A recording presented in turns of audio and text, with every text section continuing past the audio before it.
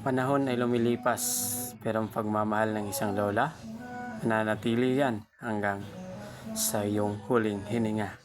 Kaya habang nariyan pa sila, mahalin, paramdam sa kanila na mahalaga sila.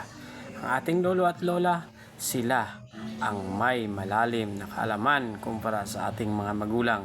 Tayo ay pangatlo lang dito sa mundo. Kaya kung ano man ang inyong nasasaksihan ngayon, dapat ito ay inyong pasalamatan at bigyan ng daan na maparamdam ang pagmamahal sa ating mga lolo't lola sa hindi man sa paraan ng salapi, kung hindi sa physical, emotional.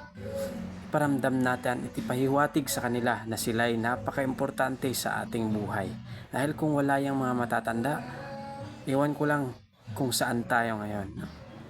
Kaya ang pinakamalalim na tanong, bakit hinahayaan ng ibang mga anak ang kanilang lolo't lola o kanilang mga magulang na nag-iisa sa tahanan? Kaya dapat merong umalalay, tumalinga at lumingap sa matanda habang narito pa sila, dahil tayo'y maliit pa lang. Noong maliit pa lang tayo, grabe kung sila'y magmahal.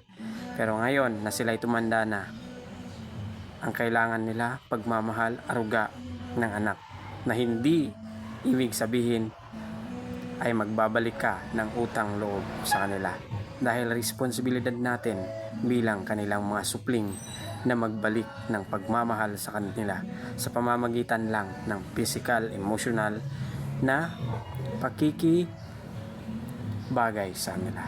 Hindi sa lahat ng oras nariyan sila, kaya habang nandyan pa, mahalin, respetuhin at iparamdam natin sa kanilang pagmamahal na kanilang hinahanap. That's all. Thank you. Sikat Pilipinas, patuloy sa paglalakbay.